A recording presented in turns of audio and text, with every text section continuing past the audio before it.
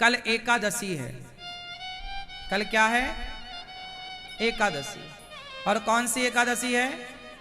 भीमसेनी एकादशी, जिसे निर्जला एकादशी भी कहते हैं। आप साल भर कोई एकादशी ना कर पाए तो कल वाली एकादशी कर लो, मतलब भीमसेनी एकादशी कर लेने से साल भर की एकादशी करने का फल प्राप्त हो जाता है। भीम भैया एकादशी नहीं करते थे, तो भीम भैया ने कहा क्या हम एकादशी नहीं करते तो क्या हम एकादशी का फल नहीं मिलेगा? भगवान ने कहा कैसे मिलेगा, आप तो करते ही नहीं, करिए किया करो। बोले कैसे करें, हमें भूख ज्यादा लगती है। तब भगवान ने कहा कोई बात नहीं, आपको भूख ज्यादा लगती है तो आप ये निर्जला एकादशी कर लो। ये जो जेठ माह के शुक्ल पक्ष की एकादशी है, ज्येष्ठ मास के शुक्ल पक्ष की जो एकादशी है, यह एकादशी कर लेने से आपको संपूर्ण एकादशी करने का फल प्राप्त हो जाता है। आप भी कल एकादशी रहिएगा। एकादशी कैसे शुरू करते हैं? सवेरे भगवान का पूजन करके, भगवान का दर्शन करके, भगवान का चरणामृत चरणोदक लेकर के आप एकादशी स्टार्ट कीजिएगा। चरणामृत लेकर के एकादशी स्टार्ट कीजिएगा। और दिन भर हो सके तो आप निर्जला करिए, वरना जल ले सकते हैं। फल कुछ ना खाएं, कुछ ना लें, वो बहुत अच्छा है, नाम ही निर्जला है। पर यदि आप रेगुलर करते हैं, जो कभी नहीं करते कल ही करेंगे, वो तो निर्जला रहें। पर जो रेगुलर करते हैं वो निर्जला रह सकें तो रहें, वरना आप जल ले सकते हैं। आप तो रेगुलर करते हैं, इसलिए जल चाहे तो ले लें, वरना आपकी इच्छा। एकादशी में किया गया पुण्य कई गुना बढ़कर मिलता है। एकादशी क्यों आती है? ताकि आप इस एकादशी के दिन पूरा समय भगवान को दें, पूरा मन प्रभु के चरणों में लगाएं। एकादशी का अर्थ ही है कि ज्यादा से ज्यादा एकादश इंद्रियों से, मतलब 10 इंद्रियां, 5 ज्ञान इंद्री, 5 कर्मेंद्री, एक मन सहित एकादश इंद्रियों से पूर्ण रूप से मनसा वाचा कर्मणा भगवान की सेवा में लीन होना ही एकादशी है। एकादशी के दिन क्या करें? ज्यादा से ज्यादा कीर्तन करो, ज्यादा से ज्यादा भगवान का ध्यान, भगवान की कथा सुनो। एकादशी के दिन पुण्य कार्य करना चाहिए। ध्रुव जी महाराज जब घर से चले, तपस्या करी, और तपस्या से जब भगवान प्रसन्न हुए तो भगवान ने ध्रुव जी को कहा पुत्र कुछ वरदान मांग लो। ध्रुव जी ने कहा प्रभु, माँ ने कहा कुछ मांगने का नहीं कहा, बस आपका दर्शन हो गया, आप क्या चाहिए? कुछ स्तुति करना चाहते थे ध्रुव जी, तो शंख का स्पर्श कराया, ध्रुव जी को ज्ञान हो गया। योऽन्तः प्रविश्य मम वाचमिमां प्रसुप्तां संजीवयत्यखिल शक्तिधरः स्वधाम्ना अन्यास्तहस्तचरणश्रवणत्वगादीन् प्राणान् नमो भगवते पुरुषाय तुभ्यम्। ध्रुव जी महाराज भगवान से कहते हैं प्रभु अंतःकरण प्रविश्य, मेरे अंतःकरण में प्रवेश कर जाइए। योऽन्तः प्रविश्य, अंतःकरण में प्रवेश कर जाइए, मेरी वाणी आपका गुणगान करती रहे। भगवान बोले ध्रुव, तुमने तपस्या करी है, राज्य की कामना से जाओ, तुमने मेरा तप किया है, मैं तुम्हें राजा बनाता हूं। भगवान ने ध्रुव जी को 36,000 वर्षों का राज्य दिया। उनके पिता उन्हें क्या देते? जो भगवान दे सकते हैं ना भक्तों, वो संसार का कोई आदमी नहीं दे सकता। इसलिए कर्म करो अच्छा और आश्रित रहो भगवान के। अच्छा, भगवान भी उनको देते हैं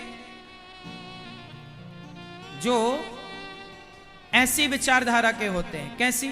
एक विचार का मैं आपसे चर्चा कर लूं, ध्यान से सुनिएगा। एक बार भगवान श्री कृष्ण और अर्जुन जा रहे थे रथ पर सवार होकर। तभी एक भिखारी आता है और अर्जुन से बोला, हे अर्जुन, हम बड़े गरीब हैं, हमें कुछ सहयोग करो, कुछ रोटी की व्यवस्था करो, कुछ दान करो। अर्जुन ने कहा, अच्छा आप भीख मांगने आए, मेरे दरवाजे से कोई भिखारी खाली नहीं जाता, ये लो। सोने से भरी पोटरी, सोने से भरी थैली अर्जुन ने उस भिखारी को पकड़ाई, ये सोना ले जाओ। अब जब उसने, भिखारी ने इतना सारा सोना पाया, उसकी तो बुद्धि गदगद हो गई, उसकी पूरा नाचने लग गया, मैं तो धनवान बन गया, अब तो बंगला बनाऊंगा, ये करूंगा वो। तब तक चोर आते हैं और थैली लेकर के भाग जाते हैं, उसका सारा धन चोरी। अब वो भिखारी फिर जस का तस, गरीब था, गरीब रह गया। अब क्या हुआ कि पुनः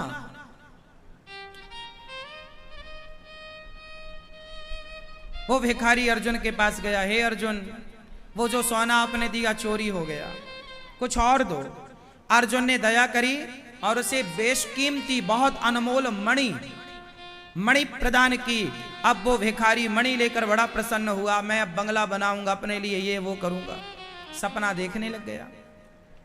कि तभी उसे प्यास लगी और वो एक सरोवर में गया और जैसे ही पानी पीने झुका, उसकी मणि सरोवर में गिर गई। बहुत खोजा पर उसकी मणि उसे ना मिली। अब वो भिखारी तीसरी बार गया, अर्जुन मुझे कुछ धन दे दो, वो मणि भी गिर गई। अब अर्जुन बोले, तेरे भाग्य में गरीबी है, अब जाएगी नहीं, तू गरीब ही रहेगा।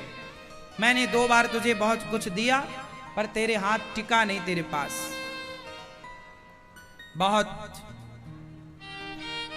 गरीब था वो आदमी। अर्जुन ने 2 बार प्रयास भी किया धन देकर, पर कुछ लोगों के भाग्य में गरीबी होती है। तब भगवान कृष्ण मुस्कुराए और भगवान बोले, अर्जुन, इसके भाग्य में गरीबी नहीं है, अमीरी है। तो प्रभु फिर मेरा दिया धन इसके पास ठहरता क्यों नहीं? भगवान बोले, अब ठहरेगा। अब भगवान ने उसे कुछ पैसे निकाल कर दिए, कुछ पैसे, 2-4 पैसे निकाल कर दिए। अब भिखारी जब वो पैसे लेकर चला तो भिखारी सोचा, राम राम, इस पैसे में क्या होगा, इससे थोड़ी कुछ गुजारा होना है। जब उसे पैसा मिला कुछ, तो एक मछुआरा मछली पकड़कर ले जा रहा था, उसके जाल में बहुत तड़प रही थी। तो भिखारी ने कहा, भैया ये मछली छोड़ दो, अच्छा मुझे दे दो, मैं छोड़ दूंगा सरोवर में। मछुआरा बोला, पैसा लूंगा। तो उस भिखारी को जो भगवान कृष्ण ने कुछ पैसे दिए, 2-4, ये ले ले। मछुआरे को भी लगा एक मछली कितने पैसे, ठीक है। वो मछुआरा चला गया और जैसे ही इस भिखारी के कमंडल में मछली आई, उस मछली के गले में उसकी मणि फंसी थी जो अर्जुन ने दी थी, उसकी मणि वापस उसे मिल गई।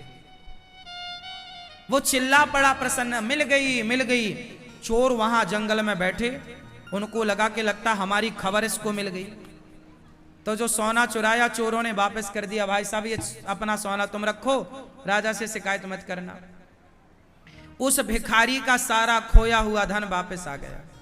अब अर्जुन ने भगवान से पूछा कि प्रभु उसका सारा धन खो चुका था, उसे कैसे मिल गया?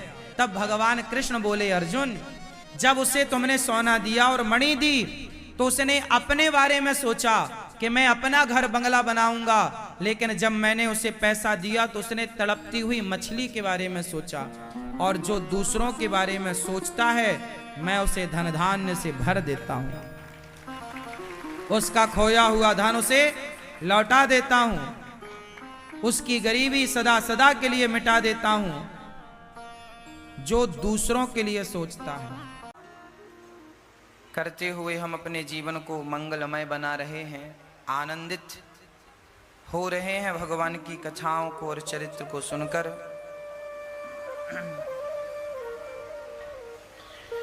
उपस्थित सभी मातृशक्ति भगवत चरणानुरागी प्रिय भक्तों को, साधना टीवी के माध्यम से कथा का रसपान करने वाले सभी भक्तों को जय श्रीमन नारायण, जय श्री कृष्णा, जय श्री सीताराम।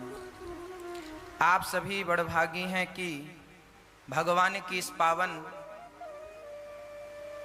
गाथा से जुड़ रहे हैं, भगवान के पावन चरित्र से जुड़ रहे हैं। ये जो भगवत चर्चा है यह बड़े भाग्य से हम सभी को श्रवण करने को मिलती है।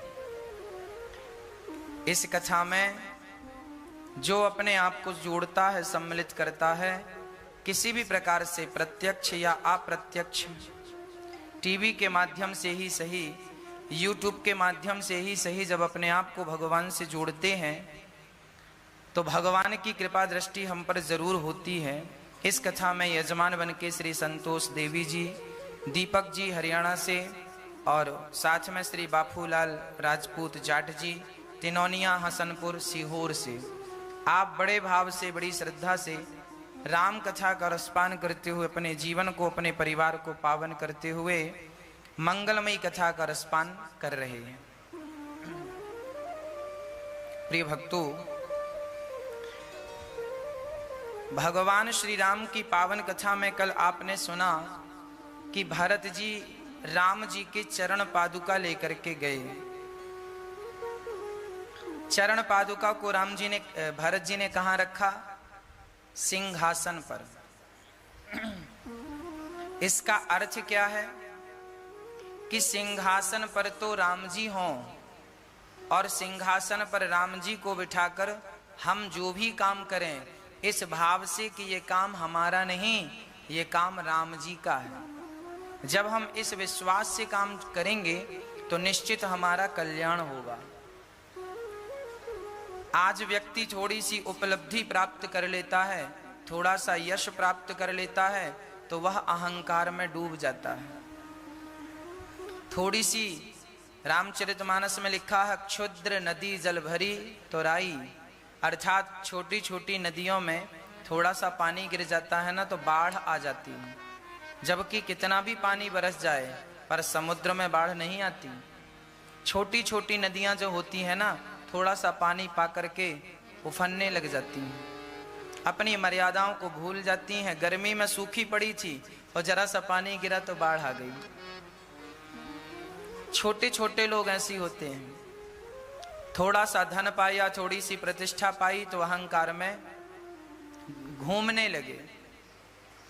अहंकार किन्हें आता है और अहंकार आने की संभावना किसे है? अहंकार उन्हीं को आता है भक्तों, जो अपने आप को कर्ता मान के चलते हैं, मैं कर रहा हूं। भारत जी को अहंकार नहीं आया। क्यों नहीं आया? क्योंकि उन्होंने अपनी सिंहासन पर राम जी को बिठा रखा है। जो व्यक्ति अपने सिंहासन पर स्वयं बैठा है वो तो अहंकार का शिकार होगा ही, आज ना सही कल। पर जो ये मान के चल रहा है कि सिंहासन राम जी की है और हम तो इनके चाकर बन करके सेवा कर रहे हैं, जो ये भाव रखकर जीवन यापन करते हैं, उन्हें कभी अहंकार नहीं आता। और अहंकार नहीं आएगा तो जीवन संवर जाएगा। अहंकार की बात चली तो रामचरितमानस के अरण्य कांड में अब हम प्रवेश कर रहे हैं। भरत जी राम जी की पादुका लेकर गए। रामचरितमानस में पहला कांड है बाल कांड। पहला कांड है भगवान श्री राम जी का बाल कांड, जिसमें जन्म होता है राम जी का, बाल लीलाएं होती हैं, ये सब बाल कांड का अंग है। जब ते राम ब्याह घर आए, नित नव मंगल मोद बधाए। राम जी का जब विवाह होकर अयोध्या आते हैं, वहां से अयोध्या कांड स्टार्ट होता है। रामचरितमानस का दूसरा कांड है अयोध्या कांड। अयोध्या में जितनी भी लीलाएं हुई, राम जी का विवाह जब होकर आया, दशरथ जी का विचार हुआ कि राम को राजा बनाए, मंथरा के द्वारा कैकेयी का भड़काना, और भरत जी राम का दर्शन करने चित्रकूट आए और खड़ाऊं लेकर जब तक नहीं गए तब तक अयोध्या कांड ही चलता रहा। और जब अयोध्या लौटकर भरत जी वापस गए तो राम जी श्री भरत जी जब नंदीग्राम में रहने लग गए, उसके बाद से अरण्य कांड स्टार्ट हुआ। एक दिन राम जी चित्रकूट में बैठे माता सीता का श्रृंगार कर रहे थे।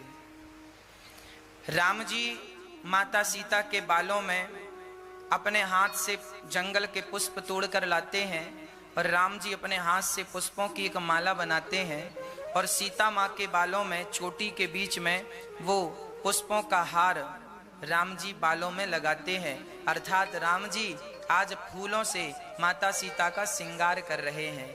कानों के लिए सुंदर से पुष्पों के बाले बनाए हैं, पुष्पों की राम जी ने चूड़ियां बनाई हैं, माता सीता का श्रृंगार श्री राम जी कर रहे हैं। यह दृश्य इंद्र का बेटा जयंत देख रहा था। अच्छा, ये बाप बेटे दोनों ना बड़े शक्की स्वभाव के हैं, इनको शक रहता है। ये जो इंद्र है ना, ये भगवान कृष्ण की परीक्षा लेने आए कि देखें तो सही ये कितने बड़े भगवान हैं। मूसलाधार पानी बरसाया जब भगवान ने गोवर्धन उठाया, तो देखो बाप भी ऐसे ही है, भगवान पर शक कर रहा है, ये कैसे भगवान। और एक ये जैसे ही बाप वैसे ही बेटा, बाप शक्की है तो बेटा भी शक्की स्वभाव का होगा। उसे भी शक है कि ये कैसे भगवान है, बताओ पत्नी के पीछे कितना श्रृंगार कर रहे हैं। आज जयंत इंद्र का बेटा कौए का रूप धारण करके आया और माता सीता बैठी हैं, राम जी पुष्पों को उनके बालों में गूंथ रहे हैं। तभी जयंत कौआ बनकर आया और जानते हो, सुरपति सुत धरी बायस वेसा सठ, गोस्वामी जी से सठ शब्द से संबोधित कर रहे हैं। ये सठ है ना। सठ की परिभाषाओं में आप कह सकते हैं मूर्ख। सठ चाहत रघुपति बल देखा। आज ये दुष्ट व्यक्ति, सठ व्यक्ति, ये भगवान रघुनाथ जी का बल देखना चाहता है कि देखें तो सही कितने बलवान हैं। तो कौए का रूप धारण किया जयंत ने और माता सीता के चरणों में उसने एक चोंच मार दी। कौआ की चोंच बड़ी पैनी होती है, नुकीली होती है। माता सीता के चरणों में जब चोंच लगी तो माता सीता के चरणों से रक्त की धार गिरने लगी, खून गिरने लगा। माता सीता के चरण बड़े कोमल थे ना, तो चरणों में चोंच मारा। सीता चरण चोंच हति भागा, चोंच मार के भागा। मूढ़ मंद मति कारण कागा।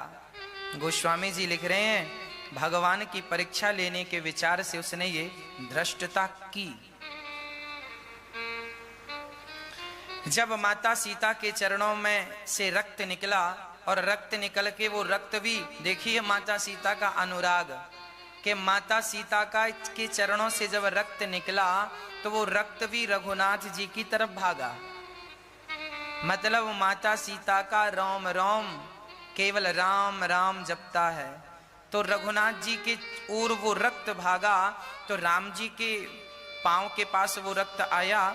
राम जी ने देखा, अरे ये आपके पांव से रक्त कैसे निकल रहा है। सीता जी ने कोई जवाब दिया नहीं।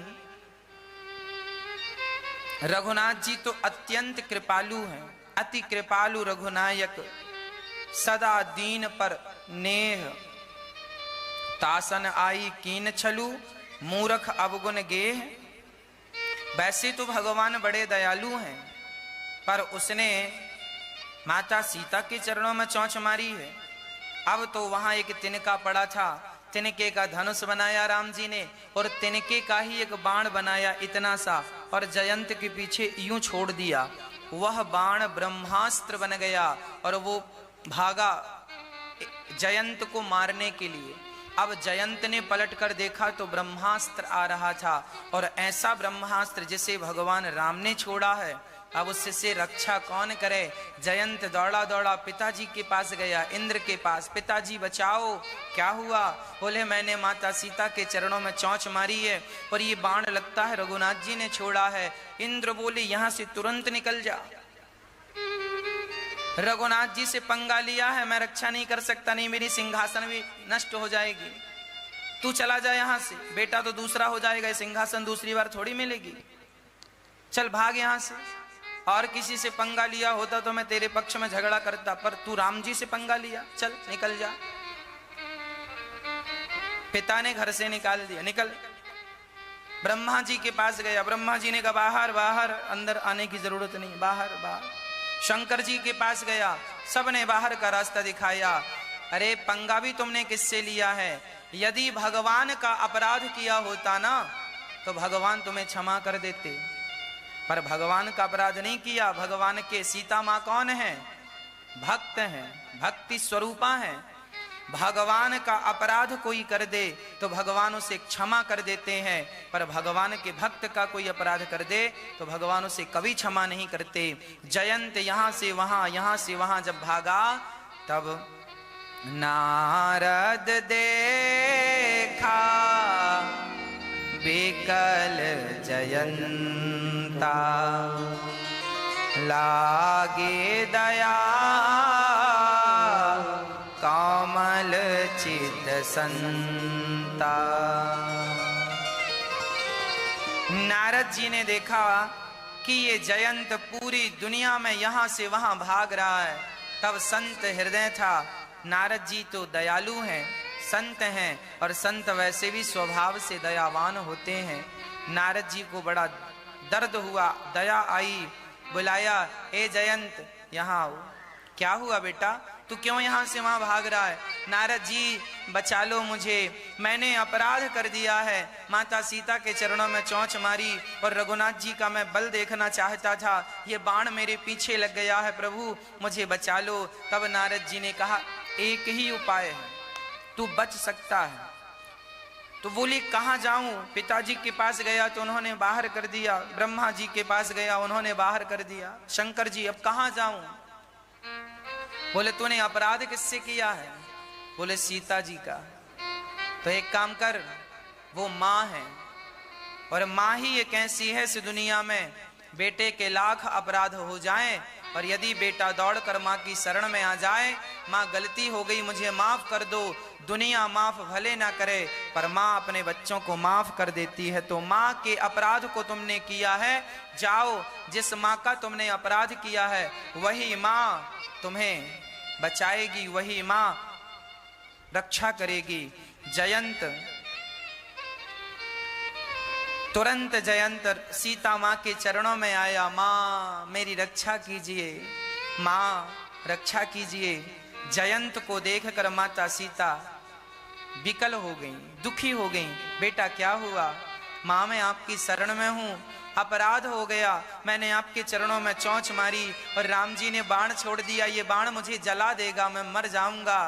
तुरंत माँ भगवती ने, माँ सीता ने राम जी से प्रार्थना की, देखो जब तुम माँ की शरण में जाओगे ना तो माँ स्वयं राम जी से कहेंगी, राम जी हमारी सुने भले ना सुने, पर जब हम माँ की शरण में जाएंगे तो माँ तो राम को, पत्नी पति को मना लेती है,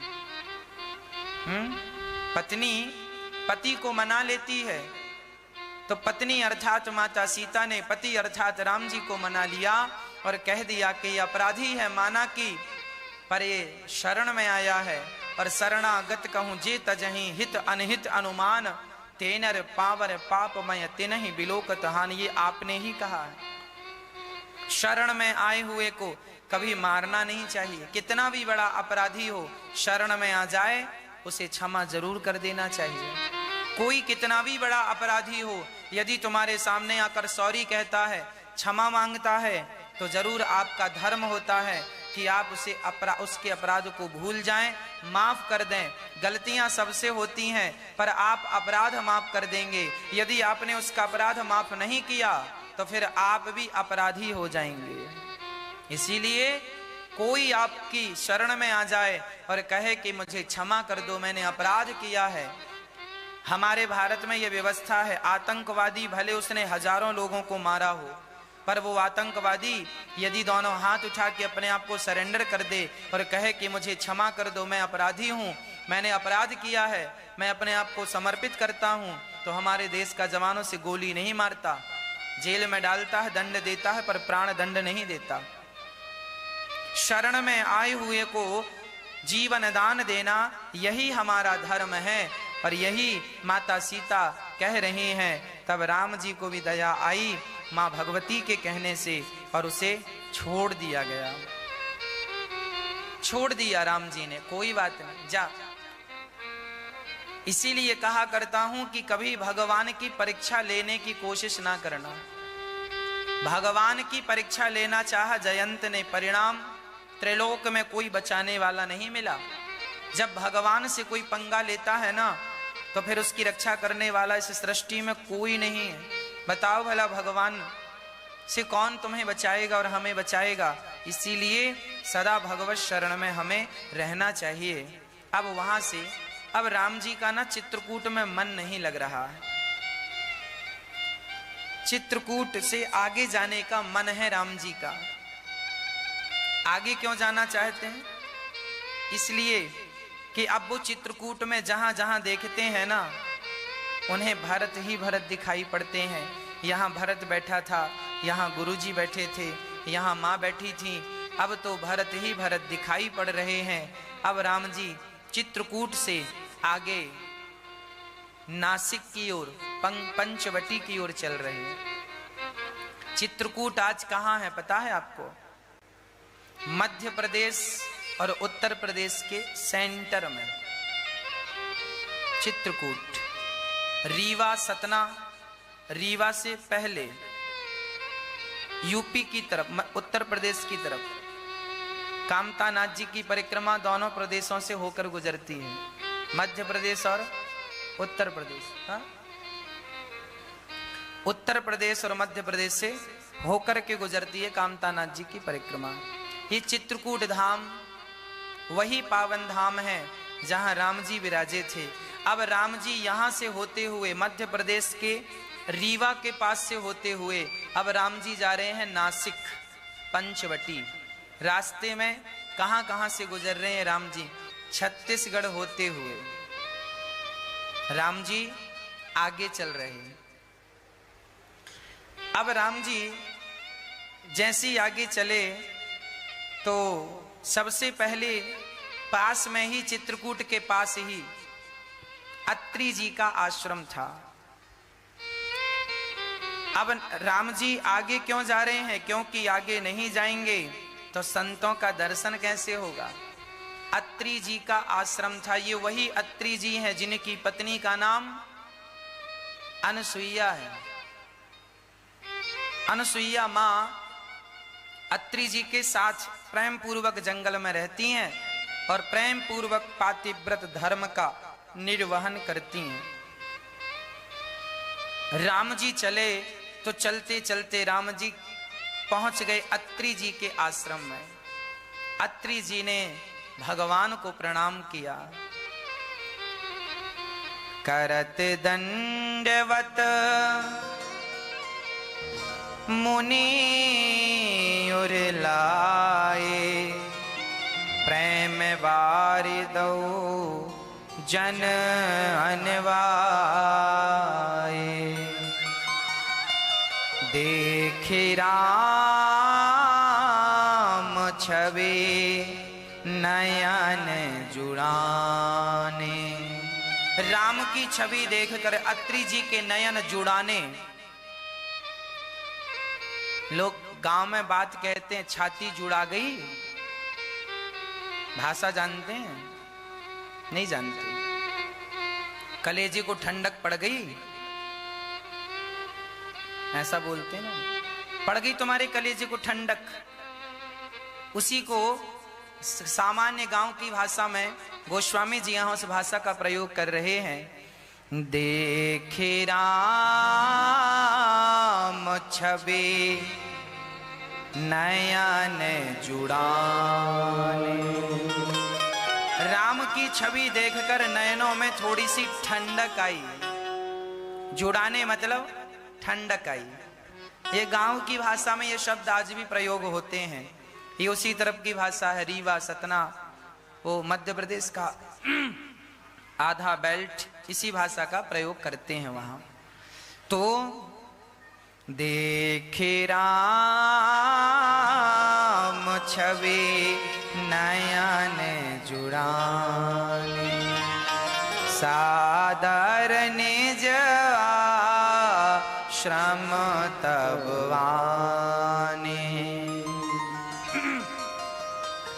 अत्रि जी के नयन जुड़ा गए मतलब आनंद से भर गए, मतलब शांति मिल गई। आज आंखें तृप्त हो गईं राम को देखने के लिए। शायद ये आंखें अभी तक इंतजार कर रही थीं, अब तो राम को देखकर ठंडक मिली है।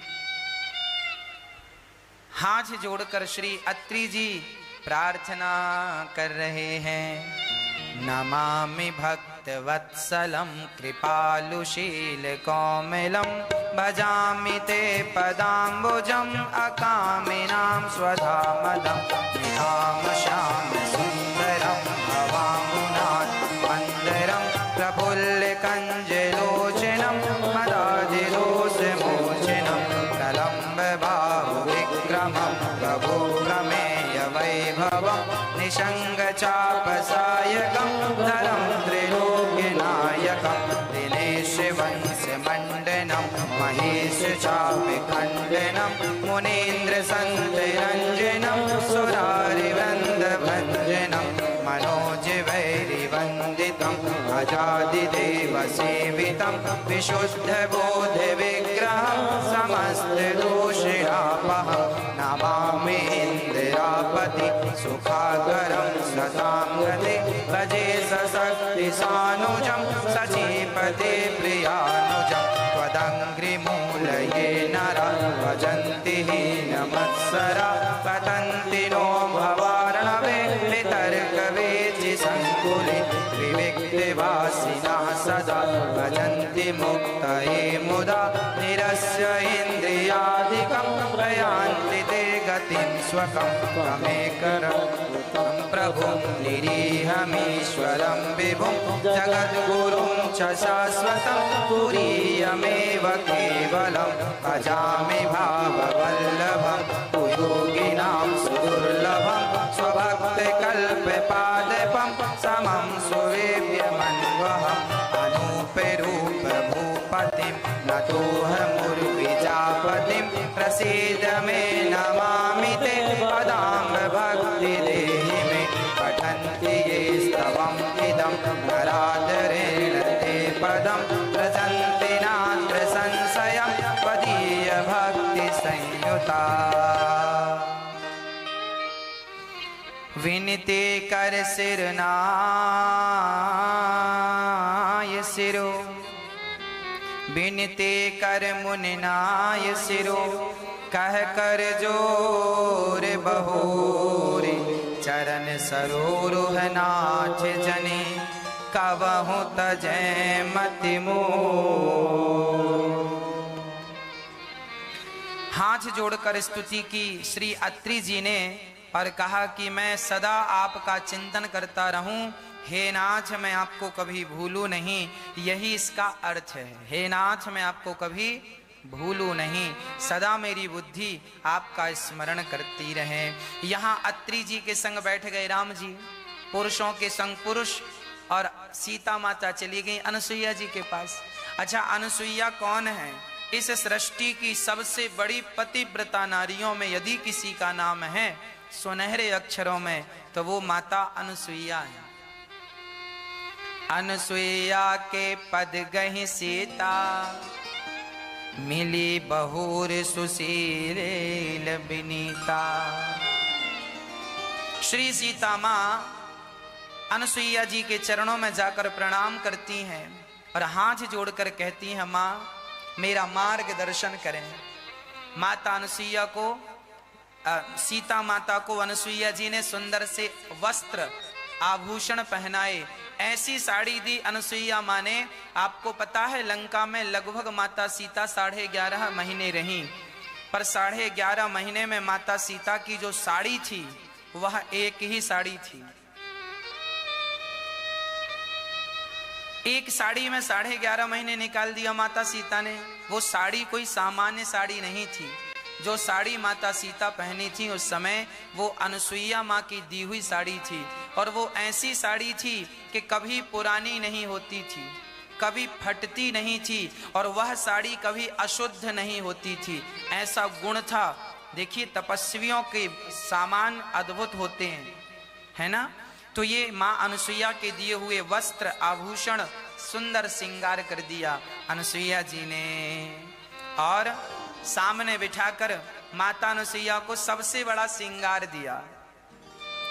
स्त्री का सबसे बड़ा श्रृंगार कौन सा है बताओ मैया? ओ मेरी माँ, मैया बताओ स्त्री का सबसे बड़ा श्रृंगार कौन सा है? मैया जी कौन सा है बताओ? कौन सा श्रृंगार सबसे बढ़िया है?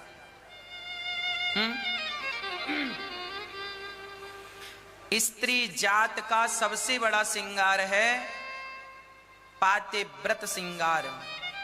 यदि स्त्री पतिव्रता है तो उसके सारे श्रृंगार सफल हैं, और यदि आप पतिव्रता नहीं हैं तो आपके सारे श्रृंगार व्यर्थ हैं। आज माता अनुसुईया ने सती अर्थात सीता माँ को क्या दिया? उपदेश दिया। आप लोग अपनी बेटियों को उपदेश करते हो कि नहीं? आप लोग भी जरा अपनी बेटियों को बिठाला करो। शादी के पहले जब उसका विवाह इत्यादि फिक्स हो जाए, शादी की तारीख निकल जाए, तो माँ को चाहिए कि वो अपनी बेटी को बिठाए और उपदेश दे। क्या उपदेश दे? यही उपदेश दे, धीरज धर्म मित्र अरु नारी, आपत्ति काल परखिए चारी।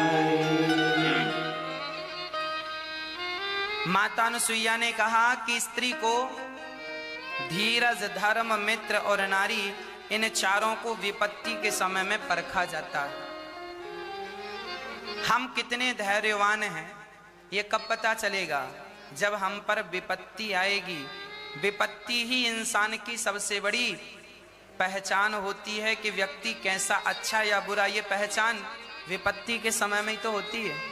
आप मेरे साथ हैं, आपका दोस्त आपके साथ है, जब तक आपके पैसे हैं तब तक तो जमाना आपके साथ है, पर जब आप पर विपत्ति आती है तभी तो पता चलता है कि कौन आपका संगी साथी है और कौन आपका साथी नहीं है। विपत्ति ना आए तो अपनों की परख कैसे हो कि कौन मेरा अपना है? तो धीरज, मैं कितना धैर्यवान हूं, ये तब पता चलता है जब जीवन में विपत्ति आती है। हम कितने बड़े धर्मात्मा हैं, यह ज्ञान भी तब होता है जब विपत्ति आती है। बड़े बड़े धर्मात्माएं ये जब विपत्ति आती है ना, डगमगा जाते हैं। 4 दिन से आपके भूख हो, 4 दिन की भूख आपके पास हो, आप भूख से तड़प रहे हो, और तभी आपके सामने भोजन आ जाए और उसी समय कोई भूखा आकर कहे भैया हमें बड़ी भूख लगी है, तो क्या आप अपनी थाली उसे देंगे? नहीं देंगे। पर राजा रंतिदेव ने लगभग 50-60 दिन की भूख को सहकर भी चांडाल को भोजन कराया था। मतलब धर्म की परीक्षा भी विपत्ति के समय में होती है, और मित्र की परीक्षा भी विपत्ति के समय में होती है, और पत्नी स्त्री की परीक्षा भी विपत्ति के समय में होती है।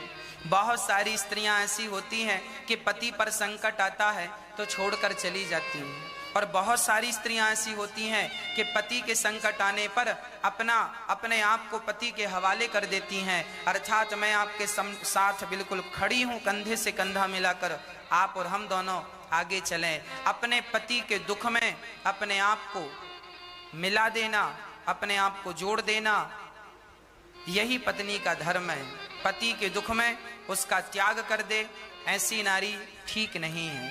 तो धीरज धर्म मित्र अरु नारी, आपत काल परखिए चारी। 4 लोगों को विपत्ति के समय में परखा जाता है। अनुसुईया जी कहती हैं, सुनो बेटा सीता, बेटी सीता सुनो, हम सभी नारियों को पतिव्रता होना चाहिए। अच्छा, पतिव्रता मतलब? माँ आप समझाइए। बोले जो स्त्री अपने पति का कभी त्याग ना करे, पति कैसा भी हो, पति कैसा भी हो, वृद्ध रोग बस जड़ धन हीना, अंध बहिर क्रोधी अति दीना, ऐसा हूँ पति कर किए अपमाना, नारी पाव जमपुर दुख ना। पति कैसा भी हो, अंधा हो, लंगड़ा हो, बहरा हो, काना हो, पति रोगी हो, निरोगी हो, पति कैसा भी हो, नारी को कभी भी अपने पति का त्याग नहीं करना चाहिए। ये हम नहीं कह रहे हैं, अनुसुईया माँ कह रही हैं, हम तो केवल व्याख्या कर रहे हैं। क्या कह रही है माँ? पति कैसा भी हो मैया, अंधा हो, लंगड़ा हो, बहरा हो, काना हो, कभी भी स्त्री को अपने पति का त्याग नहीं करना चाहिए। एक लड़का मेरे पास आया, बोले गुरुजी हमारी पत्नी मायके चली गई। हमने कहा क्यों मायके चली गई? बोले गुरुजी हमसे रोज कहा करती थी होटल ले चलो खिलाने, होटल ले चलो खवाने, होटल ले चलो। हमारा इतना बजट नहीं था कि होटल में खवाएं, भाग गई मायके। एक सज्जन बोले महाराज जी हमारी पत्नी रोज कहती थी कुल्लू मनाली ले चलो घुमाने, कुल्लू मनाली ले चलो घुमाने, हम नहीं ले गए, सो मायके चली गई। कलयुग में ऐसी पत्नियां हैं। अब बताओ, पति कैसा भी हो, अंधा हो, लंगड़ा हो, बहरा हो, गरीब हो, शादी के पहले ही तुम्हें सब देख लेना चाहिए कि अंधा तो नहीं है, लंगड़ा तो नहीं है, बहरा तो नहीं है, गरीब तो नहीं है। जब शादी कर लिया, माला मंगल सूत्र पहन लिया, उसके नाम की मेहंदी रचा ली, अब धर्म कहता है कि वो तुम्हारा भगवान हो गया। वो कैसा भी है, शादी के पहले तुम्हारी आंखें कहाँ थी? तुमने क्यों नहीं देखा, क्यों नहीं मुआयना किया, क्यों नहीं निरीक्षण किया, सब प्रकार से क्यों नहीं देखा परखा? अब शादी हो गई, अब वो हर प्रकार से शास्त्र कहते हैं वो तुम्हारा भगवान है। इसीलिए अब पति जैसा भी है उसी के साथ बची हुई जिंदगी निर्वहन करना चाहिए। एक 50 साल की मैया मेरे पास आई, गुरुजी क्या हुआ? बोले मैं पति से परेशान हो गई हूँ, 50 साल की हो गई हूँ, अब मुझे तलाक चाहिए। मैंने कहा तुम्हारे बच्चे कितने हैं? बोले 2 बच्चे हैं, दोनों का विवाह हो गया, दोनों के बच्चे हो गए। लो, बेटों का विवाह हो गया, बेटों के भी बेटा हो गए, और बूढ़ी अम्मा कह रही है हमें तलाक चाहिए। हमने कहा मैया तलाक लेके करोगी क्या?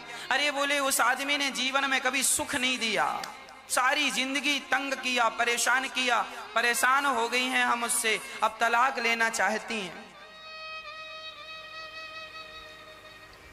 हमने कहा मैया गई बहुत थोड़ी रही, बहुत सारी तो गुजर गई तुम्हारी जिंदगी, अब थोड़ी सी बची है। हाथी निकल गया है, पूंछ पूंछ बची है, ये पूंछ भी निकाल लो। भागने से क्या होगा, पहले ही निर्णय ले लेते कुछ। शास्त्र कहते हैं पति कैसा भी हो, तुम्हारा पति बुरा है तो कोई बात नहीं, शास्त्र यह कहते हैं कि आपने हमने ही जीवन में इस जन्म में ना सही पिछले जन्म में हमसे कोई पाप हुए होंगे, उसी पापों का दंड ये मिला कि पति ऐसा मिला। ये जो बुरे पति होते हैं ना, बुरी पत्नी है, बुरा पति है, ये बुरे पति और पत्नी नहीं होते, तुम्हारे कर्म बुरे होते हैं, वही बुरे कर्म तुम्हारा पति बन करके खड़ा हो जाता है, वही तुम्हारे बुरे कर्म तुम्हारी पत्नी बनकर खड़े हो जाते हैं, और उसी का दंड तुम्हें मिलता है। तुम्हें लग रहा है पति दुख दे रहा, पति नहीं, किसी जन्म के तुम्हारे बुरे कर्म पति बनकर प्रकट हो गए। जो पति है वो पति नहीं है, तुम्हारा कर्म ही तुम्हारा पति है। तुम्हारा बेटा नहीं है, बल्कि तुम्हारा कर्म ही तुम्हारा बेटा है। बुरा कर्म तो बुरा बेटा, अच्छा कर्म तो अच्छा बेटा, बुरा कर्म तो बुरा पति, अच्छा कर्म तो अच्छा पति। पति कैसा भी हो, नारी का धर्म है अपने पति की सेवा करनी चाहिए, हर प्रकार से पति की सेवा करे। जो नारी अपने पति को छोड़ करके पर पुरुष में मन लगाती है, जो नारी अपने पति को छोड़कर चुपके चुपके किसी दूसरे पुरुष को ताकती है, देखती है, उससे संबंध बनाती है, ऐसी नारी घोर नरक में जाती है, घोर नरक में पड़ती है। रामचरितमानस के आरण्य कांड में ये बात लिखी है। आप समय मिले तो दोहा नंबर 4 और 5 के बीच में जो चौपाइयां हैं, अनुसुईया माँ का उपदेश यही है, आप अच्छे से पढ़ लेना।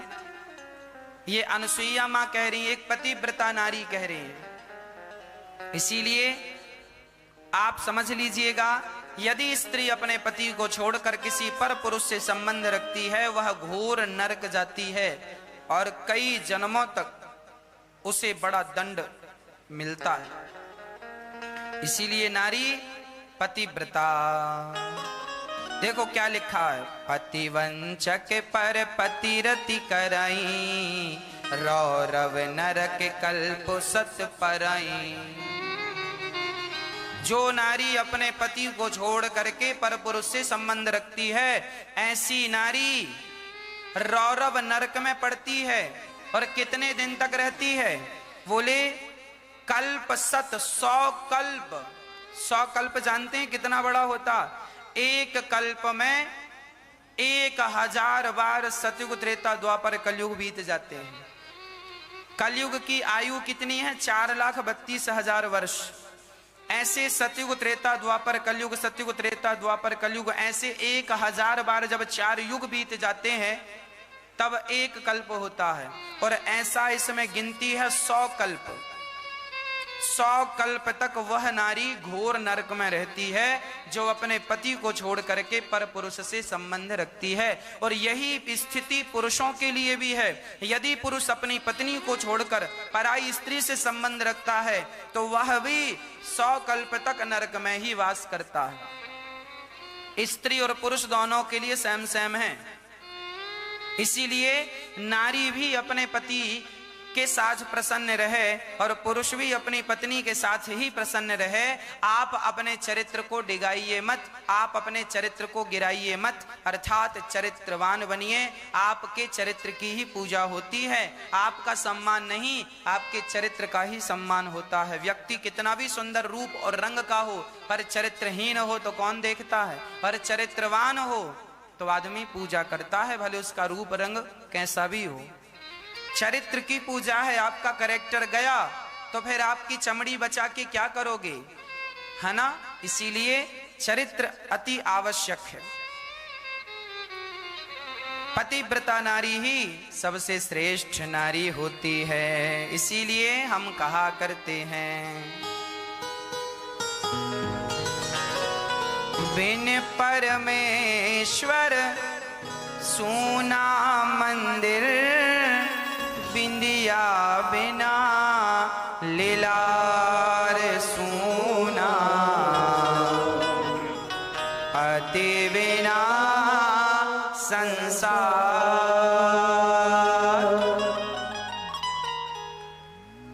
पति ही जप है, पति ही तप है, पति ही है करता। नारी के लिए उसका पति ही जप है, नारी के लिए उसका पति ही तपस्या है। ये अनुसुईया जी कह रही हैं सीता माता को, पति ही जप है, पति ही तप है, पति ही है करतार। पति से ही पत इस तन की है, पति बिन विपति हजार सूना, पति बिना संसार। एक पतिव्रत रहे जगत में, सब व्रत हैं बेकार। बिन पतिव्रत के नारी का तो जीवन है बेकार। सूना पति बिना संसार।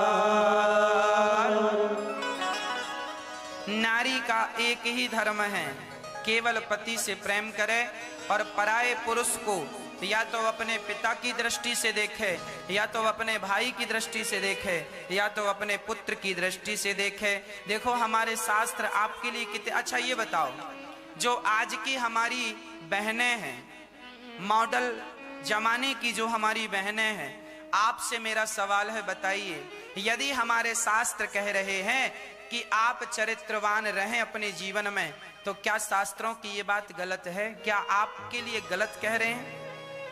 शास्त्र कह रहे हैं कि आप चरित्रवान रहें, तो क्या ये बात गलत है?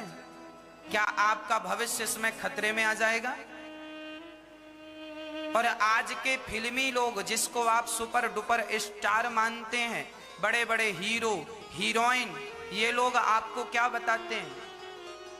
उन लोगों का चरित्र कैसा है आप देख लीजिएगा। इस पुरुष के संग कुछ दिन रहती हैं, फिर दूसरे के संग रहने लगती हैं, फिर तीसरे के संग रहने लगती हैं। उनका तो कोई सिर पांव है ही नहीं, कभी यहाँ कभी यहाँ।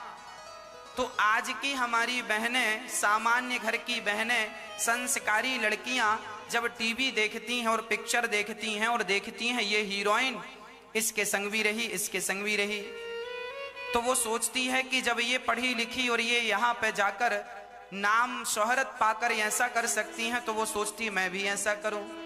मैं आपकी जानकारी के लिए बता दूं, वो गलत है, तुम सही हो। वो पैसा कमाने के लिए सब कुछ करते हैं, वो अपना चरित्र भी बेच देते हैं। वहां तो पैसों में चरित्र बिकता है।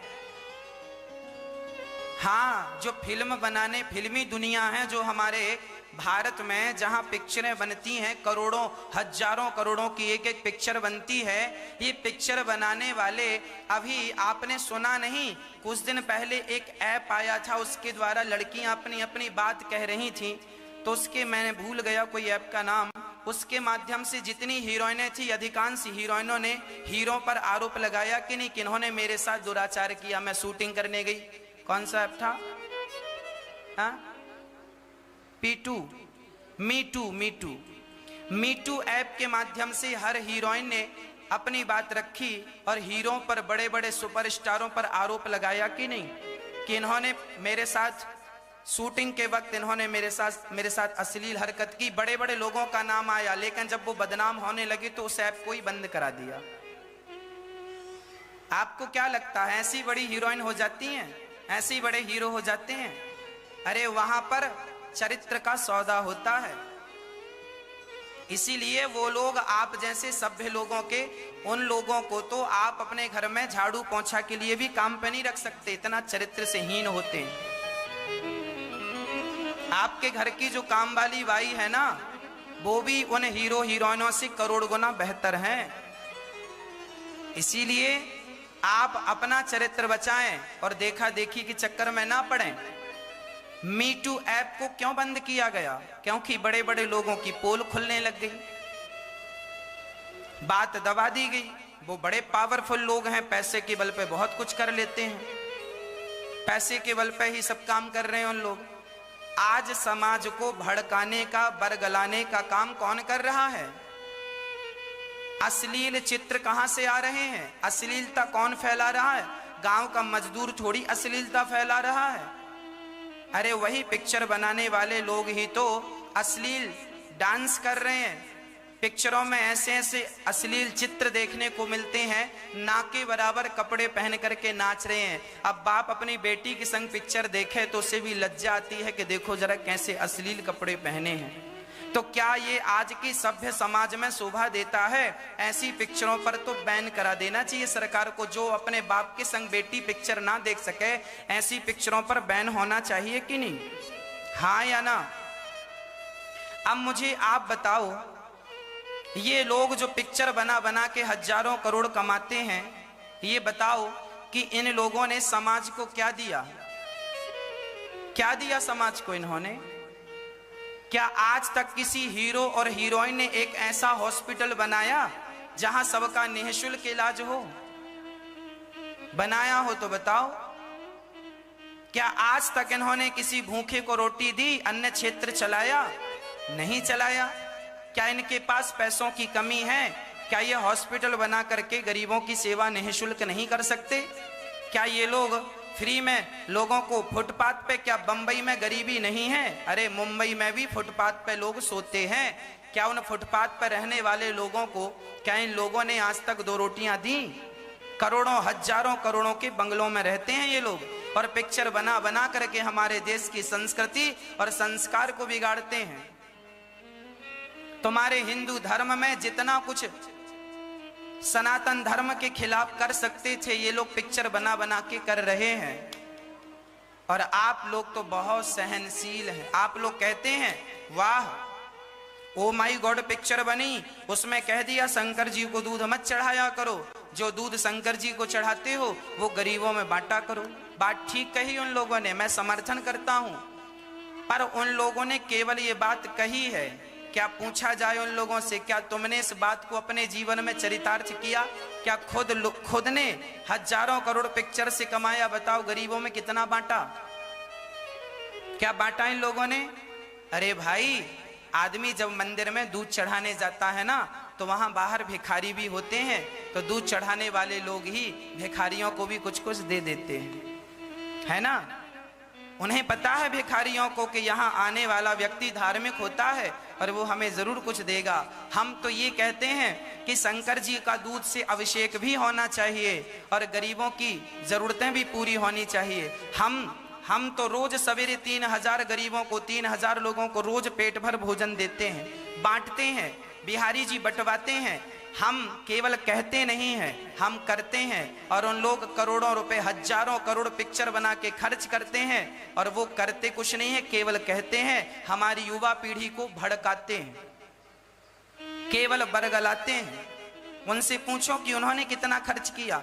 क्या मुंबई में फुटपाथ पर सोने वाले लोगों को, अरे और तो ठीक है, फुटपाथ पर सोने वालों के ऊपर कार चढ़ा देते हैं। क्या कार चढ़ाने के बाद गरीबों को मार नहीं डाला? एक बड़े हीरो ने, जिसको सुपरस्टार आप कहते हैं, क्या उस पर केस मुकदमा नहीं चल रहा है? पर पैसे के बल पर उसको जेल हो गई, पर पैसे के बल पर छूट गया। क्यों छूट गया? क्योंकि पैसा है।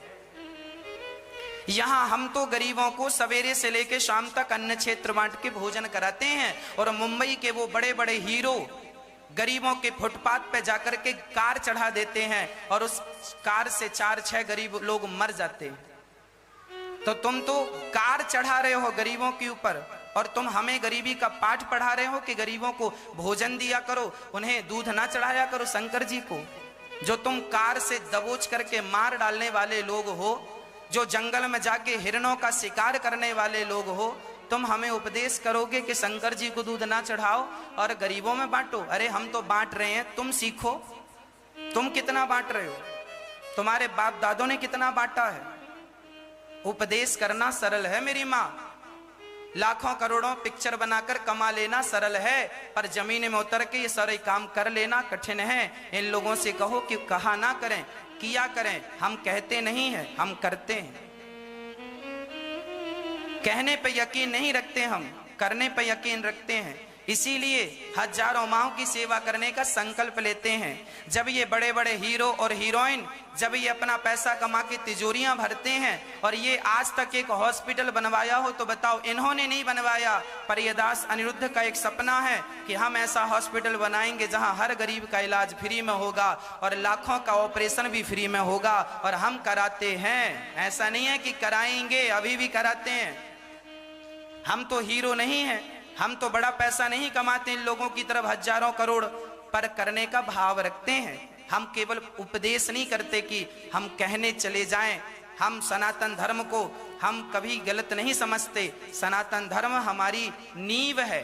ये क्या जाने मूर्ख लोग, शराबी लोग, ये इनके बच्चे, ये लोग, अभी आपने नहीं सुना, अभी जब उसका वो फांसी लगा के मर गया, वो बालक का नाम क्या था? सुशांत केस।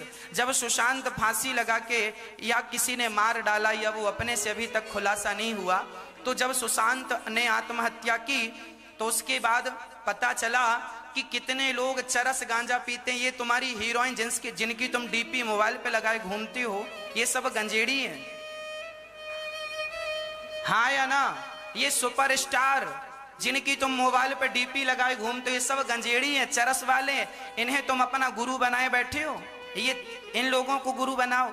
ये शराब पीते हैं, ये चरस पीते हैं, ये गांजा, ये लड़कियां, ये मुंबई की बड़ी बड़ी हीरोइन, ये लोग गांजा पीती हैं। अब बताइए, ये गांजेड़ी लोग तुम्हें उपदेश कर रहे हैं कि गरीबों की सेवा किया करो, दूध शंकर जी को ना चढ़ाया करो। जरा इनको समझाओ कि दूध से ज्यादा महंगा तो गांजा है, तुम काहे फूक रहे हो, क्यों नहीं गरीबों में बांट रहे हो?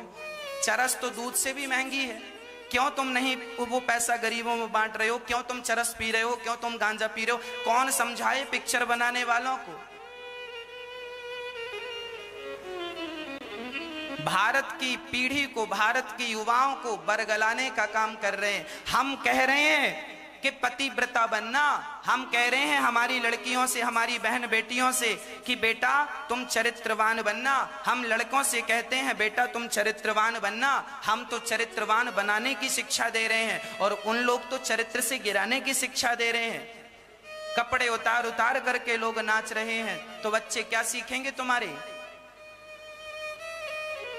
यदि आज तुम अपने बच्चों को इन पिक्चरों से बचा लोगे ना, तो तुम्हारे बच्चों के संस्कार जरूर बच जाएंगे। और तुमने इन मूवी पिक्चरों से अपने बच्चों को नहीं बचाया तो तुम्हारा संस्कार भी जाएगा, तुम्हारा चरित्र भी जाएगा, सब कुछ चला जाएगा, सत्यानाश हो जाएगा। ये तो सत्यानाश करने पर तुले हैं।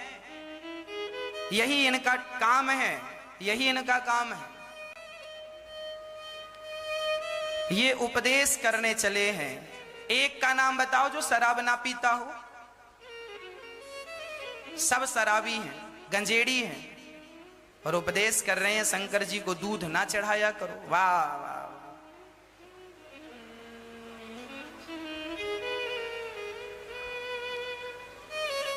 हाँ प्रिय भक्तों, शास्त्रों में लिखा है, एक सज्जन ने कहा महाराज जी हम वेद पुराणों को नहीं मानते। हमने कहा भैया पहले ये तो बताओ कि वेद पुराणों में लिखा क्या है। बोले हमें नहीं पता क्या लिखा है। हमने कहा जब वेद पुराणों को तुमने पढ़ा ही नहीं, सुना ही नहीं, तो खंडन करने का अधिकार कहां से आ गया? अरे पहले पढ़ लो, समझ लो, कोई बात गलत मिले तो उसका विरोध करो। वेदों में क्या लिखा सुनो। वेद का पहला वाक्य है मातृदेवो भव। वेद का पहला वाक्य क्या है? मातृदेवो भव।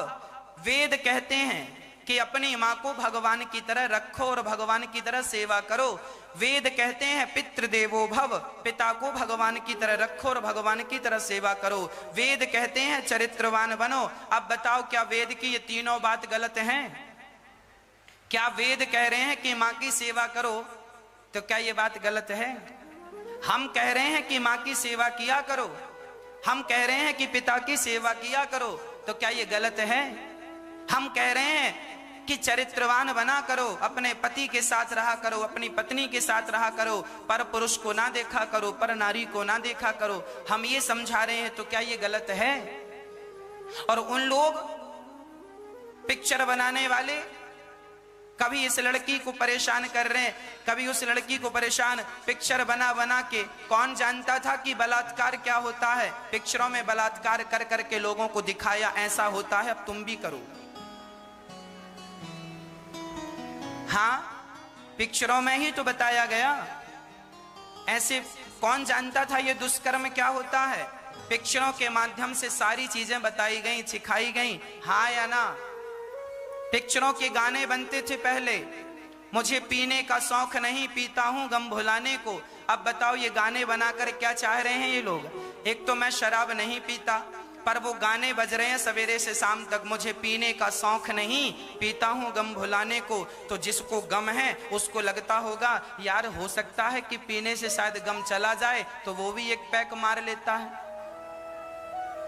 आज समाज को शराबी बनाने में सबसे बड़ा हाथ पिक्चरों का है। पिक्चर में बड़े बड़े हीरो शराब भरते हैं और एक दूसरे की गिलास से मिला मिलाकर शराब पीते हैं। जब पिक्चरों में बड़े बड़े हीरो शराब पिएंगे तो तुम्हारे बच्चे तो, ये तो व्हाट्सएप और फेसबुक वाले बच्चे हैं, इनको कितना ज्ञान होगा सोच सकते हैं। ये जब देखते हैं कि हीरो हीरोइन शराब पी रहे हैं तो बोले हम भी पिए, तो ये शराबी बन जाता। आज तक शराब के विरोध में एक पिक्चर नहीं बनाई, और शंकर जी को दूध क्यों चढ़ाते हो इस पर पिक्चर कई बना डाली। दूध महंगा है कि शराब महंगी है बताओ, बोलो। दूध चढ़ाने से आज तक किसी का चूल्हा नहीं बुझा, शंकर जी को दूध चढ़ाने से आज तक किसी परिवार का चूल्हा नहीं बुझा, पर शराब पीने से भारत में हजारों परिवार के चूल्हे बुझ गए। पर मुंबई के वो लोग जो पिक्चर बनाने वाले हैं, आज तक शराब के खिलाफ एक पिक्चर बनाई हो तो नाम बताओ उस पिक्चर का, और दूध के खिलाफ पिक्चर बना दी, नाम है ओ माई गॉड पिक्चर का। इनको समझाओ, समझाओ इन लोगों को कि भाई शराब के खिलाफ भी बनाओ। शंकर जी को दूध चढ़ाने से किसी का चूल्हा नहीं बुझा, शराब से चूल्हे बुझे हैं। पर कौन समझाए, किसे समझाएं? इसीलिए हाथ जोड़कर कहता हूं, अपने बच्चों को आप ही समझा दो। यदि समझा दोगे, मेरी ये बातें समझ में आ गई, तो कल तुम्हारा भविष्य उज्जवल होगा, नहीं तो बड़ा नुकसान है साहब। अभी मोबाइल पर यूट्यूब पर आप जब यूट्यूब पर कोई वीडियो देखते हैं ना, तो एक ऐड आता है जंगली रमी का, जुआ खेलते हैं उन लोग, जुआ खेलने का ऐड। अब सोचिए जुआ खेलने का ऐड यूट्यूब पर आने लगा। आप मोबाइल पर कोई भी वीडियो देखें तो उसमें जुआ खेलने का ऐड दे रहे हैं, और ऐड देने वाले भी वही बंबई के बड़े बड़े हीरो लोग हैं। अब सोचो, तुम्हारा सत्यानाश करने के लिए मुंबई में पूरी की पूरी गैंग बैठी है, जिन्हें तुम हीरो और हीरोइन कह रहे हो, ये कह रहे हैं जंगली रमी खेलिए, पैसा जीतिए, मतलब तुम जुआ खेलो और अपना सर्वनाश करो। कह रहे हैं मुंबई में, भारत में, ये जो मुंबई में वो लोग, मुंबई में अच्छे लोग भी हैं, मैं उन लोगों की बातें कर रहा हूं जो सनातन संस्कृति को नीचा दिखाने के लिए लाख कोशिश कर रहे हैं। जुआ खेलने का प्रचार ये कर रहे हैं, शराब पीने का प्रचार ये कर रहे हैं, लड़कियों को कम कपड़े पहना पहना करके टीवियों में ला करके हमारे देश में अश्लीलता ये लोग फैला रहे हैं। और आप लोग फिर भी कह रहे हैं कि बाबा लोग ढोंगी हैं। संत लोगों को आप बदनाम कर रहे हैं, संत तो कपड़ा पहन के चलता है। इसीलिए अपने आप को पहचानो, तुम भारतीय हो, तुम्हारी संस्कृति क्या है, तुम्हारे संस्कार क्या हैं। पिक्चर देख करके अपने चरित्र ना बिगाड़ो, अपने संस्कार ना बिगाड़ो। यही मैं कहना चाहूंगा। प्रश्न होना चाहिए इन लोगों से भी कि तुम जुआ खेलना सिखा रहे हो बच्चों को। इन लोगों पर तो बहुत तरीके से एक्शन होना चाहिए, सारे माँ बाप का एक्शन होना चाहिए। ये वही लोग हैं जो समाज को जुआ खिला खिला करके, शराब पिला पिला करके सर्वनाश करने पर तुले हैं। इसीलिए हमारे शास्त्र कह रहे हैं, अनुसुईया माता कह रही हैं, पति ही ब्रह्मा पति ही विष्णु पति नरवदाधार। जिस नारी ने कंधा पाया उसकी नैया पार सुना, पति बिना संसार। एक पतिव्रत रहे जगत में सारे व्रत बेकार। जो नारी पतिव्रता है उस नारी को देखने से ही पुण्य मिलता है। इसीलिए पतिव्रता नारियों का सम्मान करना चाहिए और हर स्त्री को अपने आप को पतिव्रता बना के रखना चाहिए। पति की सेवा करो, पुरुष का सम्मान करो, और पुरुष को चाहिए कि वो अपनी पत्नी का, नारी का सम्मान करे। मतलब तुम पति पत्नी बड़े प्यार से रहा करो, छोटी मोटी बातों में ना गुस्सा ना किया करो। सारे घर में छोटी मोटी बातें हो जाती हैं, पर छोटी मोटी बातों को लेके झगड़ा करना समझदारी नहीं है। एक संत जी थे, नाम था तुकाराम जी। तुकाराम जी, उनकी पत्नी बड़ी टेढ़ी, एक दिन तुकाराम जी बैठे सत्संग कर रहे थे, पत्नी आ गई। क्यों जी, तुम्हारा कोई काम नहीं है? कमाते धमाते तो कुछ हो नहीं, दिन भर सत्संग करते रहते, जाओ कुछ कमा के आओ। अब चेलों ने कहा गुरुजी आपको डांट पड़ गई। पत्नी ने डांटा। गुरुजी ने कहा कोई बात नहीं, उसकी आदत रहती है, डांटती रहती, हम ध्यान नहीं देते। थोड़ी देर बाद कुएं से पानी भरकर आई तो पति फिर भी बैठे, उसे बड़ा गुस्सा आया। कह के गए थे कि कोई काम धाम करो, खाने को रोटियां नहीं और ये सत्संग किए जा रहे हैं। तो पूरा भरा भरा या घड़ा पति की खोपड़ी में पटक दिया, और जब घड़ा पटका तो घड़ा फूट गया। बाबा जी नहा गए। तुकाराम जी पत्नी को देखकर मुस्कुराए और बोले देखो भाई, कितनी अच्छी पत्नी है मेरी। सुना था कि जो गरजता है वो बरसता नहीं है, जो बरसता है वो गरजता नहीं है, पर मेरी पत्नी तो पहले आके गरज गई, बाद में आके बरस गई। ऐसी पत्नी है। देखिए, पत्नी नेगेटिव है पर पति पॉजिटिव है। हर हाल में हमें सकारात्मक रहना चाहिए। समाज भले कैसा भी व्यवहार करे, पर हमें अपनी सकारात्मकता कभी नहीं छोड़नी चाहिए। पति बुरा है ना, रहने दो, वो बुरा है ना, तुम तो अच्छी हो, तुम शांत रहा करो। गाली देता है सुन लिया करो, जो कहता है कोई जवाब ना दिया करो, मौन व्रत धारण कर लो। एक पत्नी ने अपने पति से कह दिया, सुनो जी तुम जानवर हो, एक नंबर के जानवर। अब कोई पत्नी अपने पति को कह दे कि तुम जानवर हो, तो उसी घर में महाभारत चालू हो जाएगा। पर वो पति बड़ा पॉजिटिव था, सकारात्मक सोच का था। उस पति ने कहा तुम ठीक कह रही हो, हम जानवर हैं। बोले कैसे? बोले तुम हमारी जान, हम तुम्हारे वर बराबर जानवर, जान प्लस वर बराबर जानवर, है ना। लो भाई, अभी पत्नी गुस्से में थी और पति की ये व्याख्या सुन के हंसने लगी, मतलब गुस्सा खत्म। जब एक व्यक्ति गालियां दे तो दूसरे व्यक्ति को सदा अपने विवेक से काम लेना चाहिए।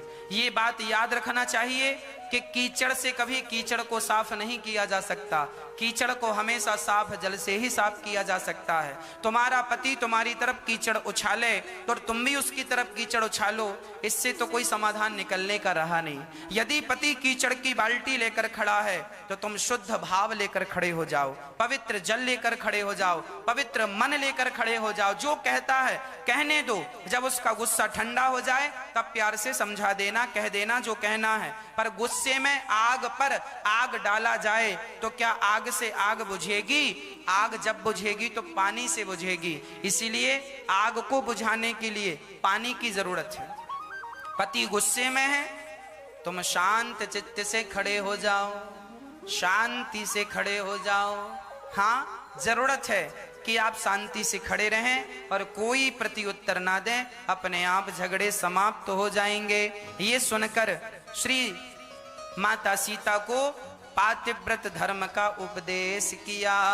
माता सीता प्रणाम करती हैं, राम जी, सीता जी, लक्ष्मण जी प्रणाम करते हैं।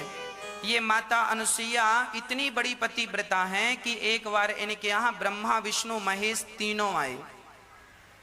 नारद जी ने कह दिया पार्वती जी से कि आपसे बड़ी पतिव्रता तो अनुसुईया है।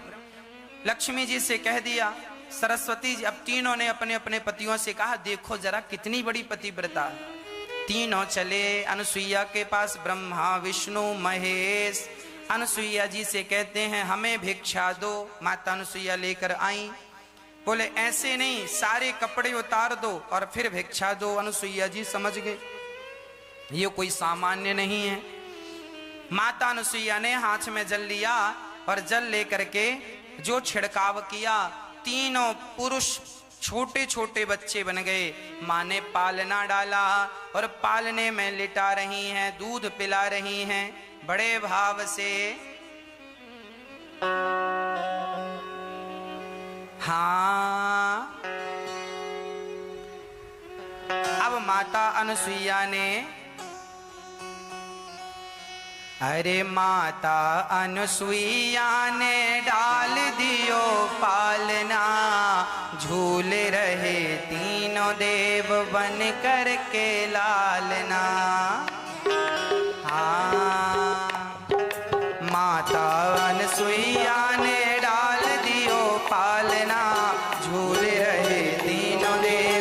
बन करके लालना। माता अनसुईया ने डाल दियो पालना, झूल रहे दीन देव बन करके लालना। आज इनके जीवन की हो रही सराहना, झूल रहे तीनों देव बन करके लालना। आज इनके जीवन की हो रही सराहना, झूल रहे तीनों देव बन करके लालना। माता अनसुईया ने डाल दियो पालना, झूल रहे तीनों देव बन करके लालना। अनसुईया ने डाल दियो पालना, झूल रहे तीन देव बन करके लालना। हरि